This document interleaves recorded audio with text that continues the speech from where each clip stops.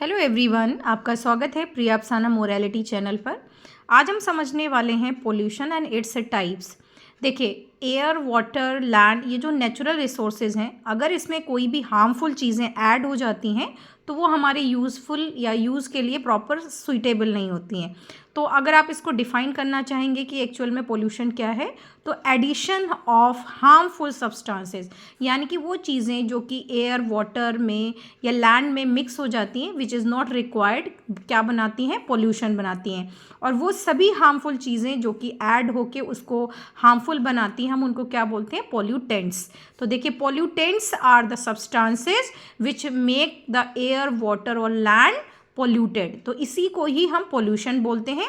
अलग अलग बुक में अलग अलग डेफिनेशंस दी होती हैं। जैसे देखिए, the presence of pollutants, pollutant मतलब harmful substances in the air, water और लैंड इज कॉल्ड पोल्यूशन। अगर पर्टिकुलर एयर पोल्यूशन की बात हो तो सिर्फ आपको क्या लिखना है? द प्रेजेंस ऑफ हार्मफुल या pollutants in the air is called air pollution. इसी तरीके से वाटर पोल्यूशन आप डिफाइन कर सकते हैं। The presence of pollutants in the water is called water pollution.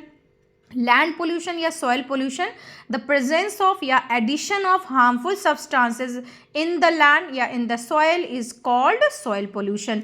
इस तरीके से आप पोल्यूशन को और उसके टाइप को क्या कर सकते हैं? एक्सप्लेन कर सकते हैं। कॉजेज का मतलब क्या होता है? क्या कारण है, यानी कि एयर पोल्यूशन के क्या कारण है। तो आपको स्पेशली पता है, कॉजेज में बर्निंग ऑफ फ्यूल्स, आपके जितने भी व्हीकल्स हैं उनसे क्या होता है? बहुत सारी हार्मफुल गैसेज निकलती हैं। गार्बेज हो गया, फॉरेस्ट फायर हो गया, सिगरेट्स जो होते हैं स्मोक रिलीज करते हैं। तो these are the main somewhere pollutants जो कि पोल्यूशन इंक्रीज करते हैं।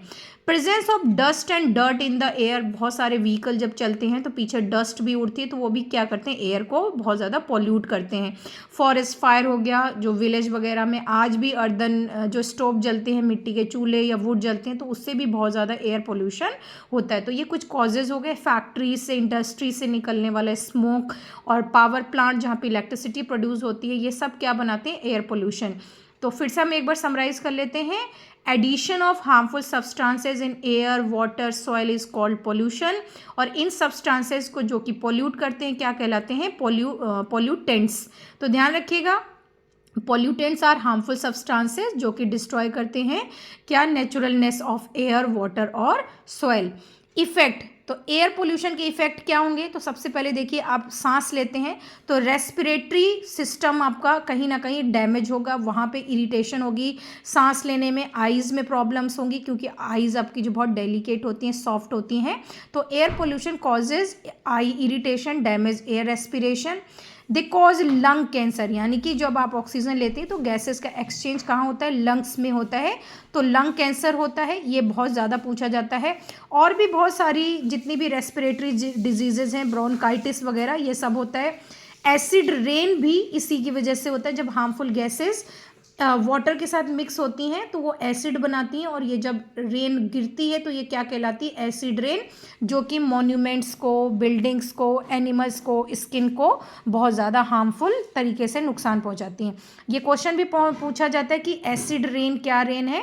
तो जब ये हार्मफुल गैसेज वाटर के साथ रिएक्ट करती हैं तो एसिड बनाती हैं, और यही वाटर जब क्लाउड से नीचे गिरती है तो क्या बन जाती है? एसिड रेन बन जाती है। नेक्स्ट है वाटर पोल्यूशन। वही डेफिनेशन है, the presence of pollutants in water is called water pollution. अब ये वाटर पोल्यूशन के कॉजेज क्या हैं? केमिकल वेस्ट जो फैक्ट्री से, इंडस्ट्री से वाटर में डंप किया जाता है, रिवर में डाल दिया जाता है बिना उसको साफ किए हुए तो वो क्या बनाएगा? Sorry water pollution. Pesticide, insecticide, fertiliser जो कि एग्रीकल्चर में बहुत ज़्यादा यूज़ होता है, वो भी रेन के साथ वॉश होके कहाँ चला जाता है? वाटर बॉडीज़ में। इसी तरीके से बहुत सारा जो गार्बेज होता है, वेस्ट आइटम्स, मटेरियल, वो भी बहुत सारा रिवर वगैरह में, पॉन्ड में डंप कर दिया जाता है, थ्रो कर दिया जाता है। एक्सक्रेटा का मतलब होता है ह्यूमन वेस्ट, यूरिन, फीसेस का मतलब क्या होता है? जो आप पास आउट करते हैं, अनडाइजेस्टेड फूड, ये सब भी क्या होता है? वाटर बॉडीज़ में रिलीज़ कर दिया जाता है। ऑयल स्पिल, जब आपकी पेट्रोलियम, बहुत सारा पेट्रोल या ये सब निकाला जाता है ओशियन सी में, वो लीक होने से भी वाटर बहुत ज़्यादा क्या होता है? पॉल्यूटेट हो जाता है। अब क्वेश्चन पूछा था इसका इफेक्ट क्या हो रहा है। वाटर पोल्यूशन के कारण आपने देख लिया इंडस्ट्री फैक्ट्री से रिलीज होने वाला waste, excreta human waste, urine, toilet जिसको आप बोलते हैं, इससे क्या होगा, जितनी भी वाटर बॉर्न डिजीजेज हैं वो होंगी। वाटर कंजप्शन के लिए अच्छा नहीं रहेगा, यानी कि टाइफाइड बहुत ज़्यादा, जॉइंटिस हो गया, डाइसेंट्री हो गया, ये सारी प्रॉब्लम्स बहुत ज़्यादा होती हैं। इसी का अगर लैंड पोल्यूशन या सॉइल पोल्यूशन पूछा जाता है तो आपको पता है presence of pollutants on soil या इन सॉयल जो डिस्ट्रॉय करता है उसकी फर्टिलिटी को क्या कहलाता है, सॉइल पोल्यूशन। और उससे क्या होगा, आपकी क्रॉप जो है ना वो अच्छे से ग्रो नहीं होगी, जिससे क्या होगा, डेफिनेटली एग्रीकल्चर में बहुत ज़्यादा फ़र्क होगा। और जैसे कि पॉपुलेशन बढ़ रही है, हमको कंजप्शन के लिए बहुत ज़्यादा क्रॉप की न्यूट्रिशन है, तो वो धीरे धीरे उसकी क्वांटिटी कम हो जाती है। अब क्वेश्चन आता है कि ये इतने सारे पोल्यूशन है, टाइप्स हैं, उसको कंट्रोल कैसे करना है।